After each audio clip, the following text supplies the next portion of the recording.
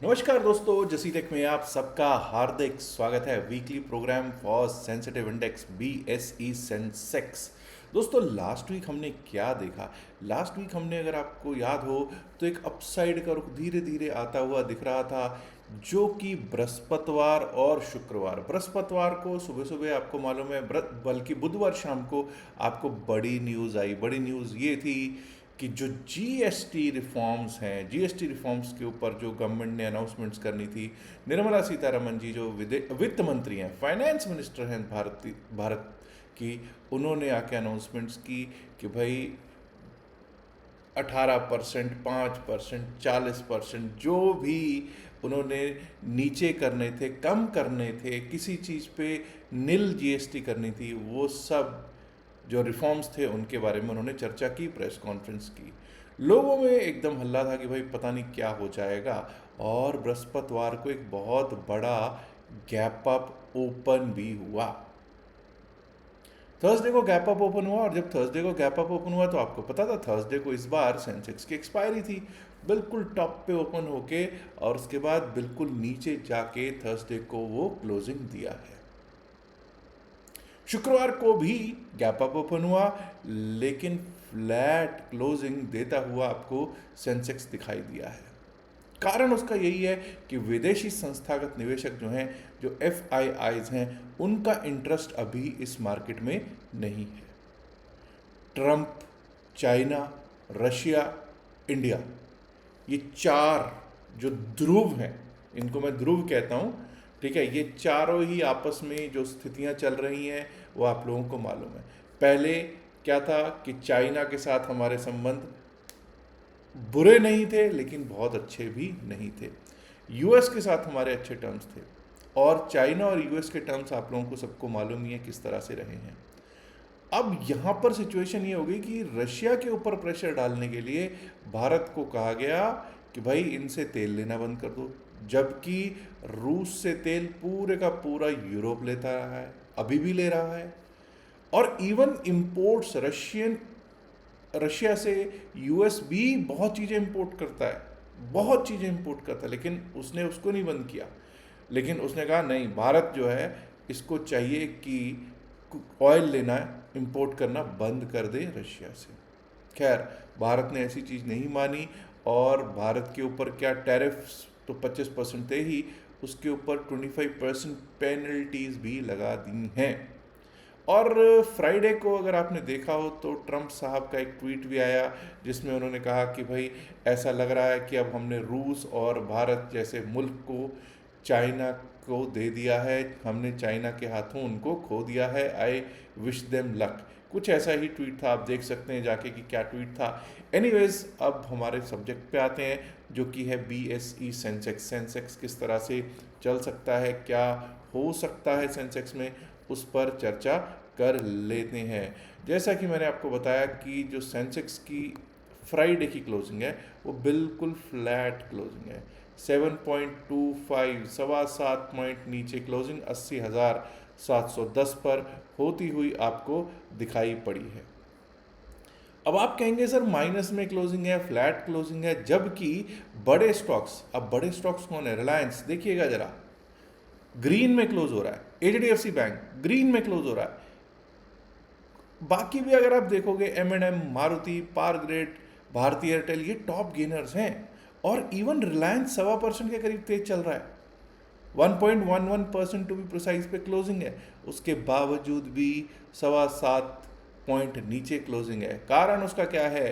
कारण उसका ये है कि जो हमारे कंजम्पशन स्टॉक्स थे, FMCG स्टॉक्स हैं, हिंदुस्तान यूनिलीवर, आपका ITC, ये सब कहाँ पे हैं? रेड में दिखाई पड़ रहे हैं।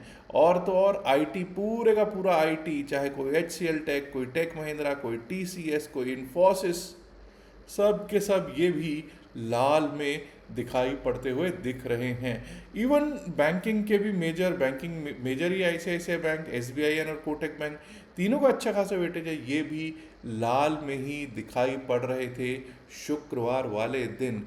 अब जरा चार्ट पे लेकर जाना चाहूँगा। जैसे मैंने स्टार्टिंग में आप लोगों को बताया कि भाई दिक्कत कहाँ है। दिक्कत आपको मैंने क्या बताया कि भाई बृहस्पतिवार को एक बड़ा गैप अप हुआ, आपके सामने बड़ा गैप अप बृहस्पतिवार को होता हुआ आपको दिखाई दिया।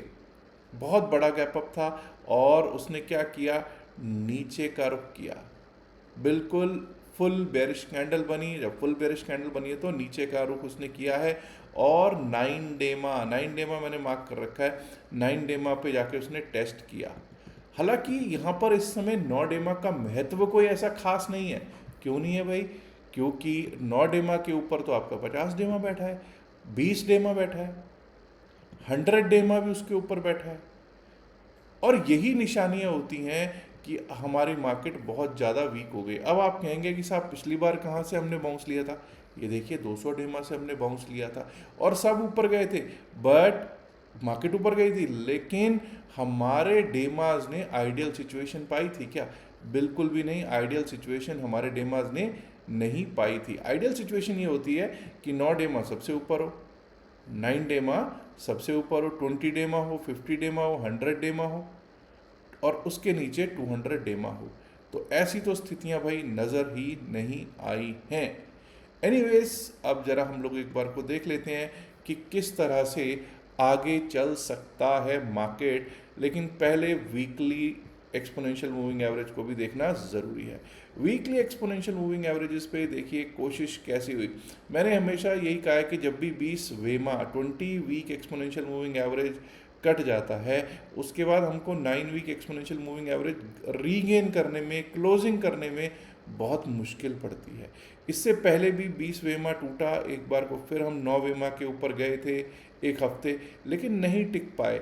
और आपने देखा था कि वहाँ पर क्या हुआ था, एक जो कैंडल बनी थी शूटिंग स्टार बनी और उसके बाद अगला हफ्ता फिर हम नीचे आ गए।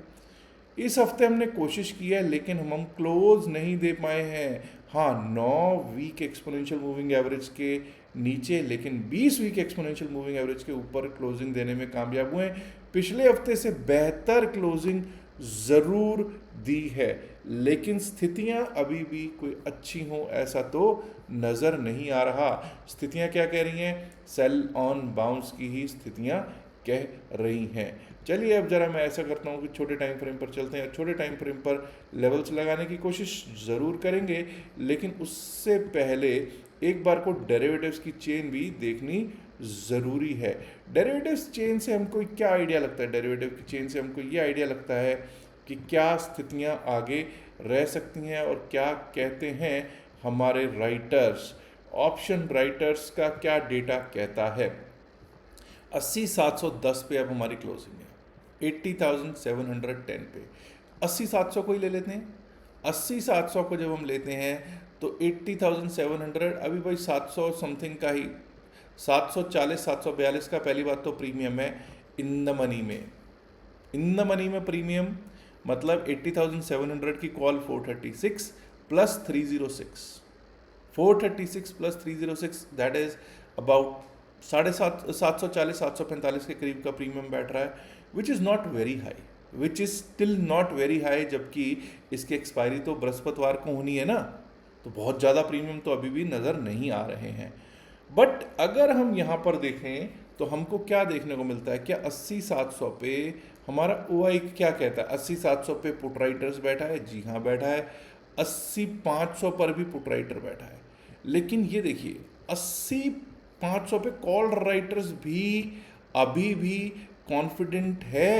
80,500 का पुट राइटर अभी भी, कॉल राइटर माफ कीजिए, अभी भी वहाँ से जैसे उड़ना चाहिए था वैसा नहीं उड़ रहा है। OI कह रहा है कि नहीं 80,500 पर भी कॉल राइटर बैठे हुए हैं। अब कॉल राइटर्स हमारे सबसे ज़्यादा किस जगह पे बैठे हैं? यानी कि सबसे बड़ा कॉल राइटर बैठा है 81,000, 81,000 हमारे लिए सबसे बड़ा रेजिस्टेंस नज़र आ रहा है। 81,000 के ऊपर भी अगर आप देखें 81,100 81,200 पर रेजिस्टेंस है, और अगर 81,200 पार होता तो 81,500 पर भी एक रेजिस्टेंस नज़र आता हुआ दिखाई पड़ रहा है। वहीं डाउन साइड की अगर बात करेंगे तो 80,700 80,500 दोनों जगह अच्छा पुट राइटर है। 80,700 पर भी पुट राइटर ठीक है, वो कट जाता है तो 80,500 अच्छा एक बेस रह सकता है। उसके नीचे भी अगर आप देखेंगे तो 80,400, 300 भी अच्छे सपोर्ट्स हैं। लेकिन अगर 80,300 कटता है तो 80,000 तक हमको कहीं पर भी कोई ऐसा खास सपोर्ट नज़र आता हो, ऐसा तो प्रतीत नहीं हो रहा है। आइए अब चलते हैं, एक बार को कोशिश कर लेते हैं कि क्या रह सकते हैं levels for Monday for Sensex. अब दोस्तों आप लोगों ने देखा है कि 80,710 पर क्लोजिंग हुई, 80,710 पर क्लोजिंग हुई है, और जिस तरह से हमने देखा है कि पुट राइटर्स 80,700 पे अच्छे खासे बैठे हुए नजर आ रहे हैं, और 80,820 80,820 का एक मेरा लेवल आ रहा है।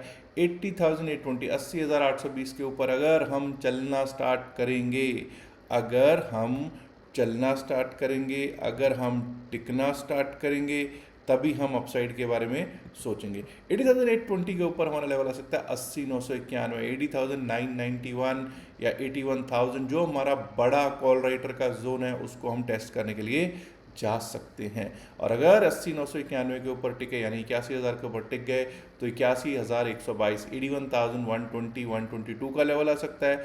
और अगर उसके ऊपर निकले तो 81,380 81,380, और अगर 81,380 भी पार हुआ तो एक बार को हम ये लेवल टेस्ट करने के लिए जा सकते हैं, दैट इज 81,500 81,500 का लेवल अपसाइड के लिए टेस्ट करने के लिए जा सकते हैं। वहीं दोस्तों ये याद रखिएगा कि 80,321 80,321 विच इज़ फ्राइडेज लो, 80,321 अगर कट जाता है, वैसे तो मुझे लगता है कि 80,321 से भी पहले एक लेवल हम रख सकते हैं विच इज़ 80,000,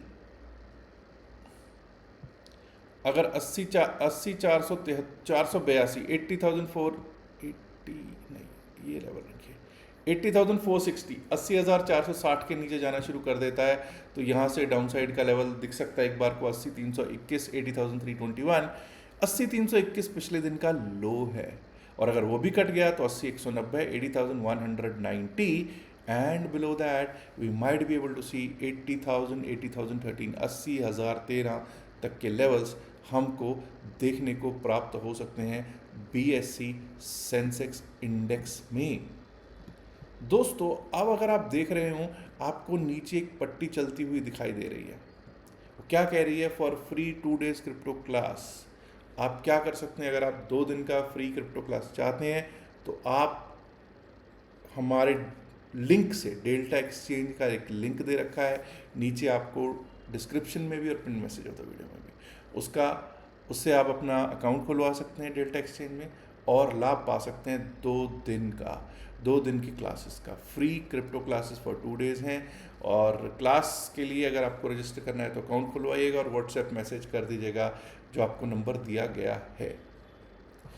याद रखिएगा जो भी बातचीत इस वीडियो में की गई है सिर्फ और सिर्फ एकेडमिक पर्पसेस से की गई है, इसका बाय सेल की सलाह से कोई लेना देना नहीं है। बाय सेल की सलाह के लिए आप अपने फाइनेंशियल एडवाइजर से कीजिएगा बातचीत। उम्मीद करता हूँ आप ऑलरेडी वीडियो को लाइक कर चुके होंगे, नहीं किया तो लाइक कीजिएगा, शेयर कीजिएगा इस वीडियो को अपने दोस्तों के साथ ज़्यादा से ज़्यादा संख्या में। और दोस्तों अगर आपने अभी तक जसीरक चैनल को सब्सक्राइब नहीं किया है तो देर किस बात की, सब्सक्राइब करना तो बनता है ना। शुक्रिया, नमस्कार, धन्यवाद and good luck for Monday. Have a great weekend, bye bye.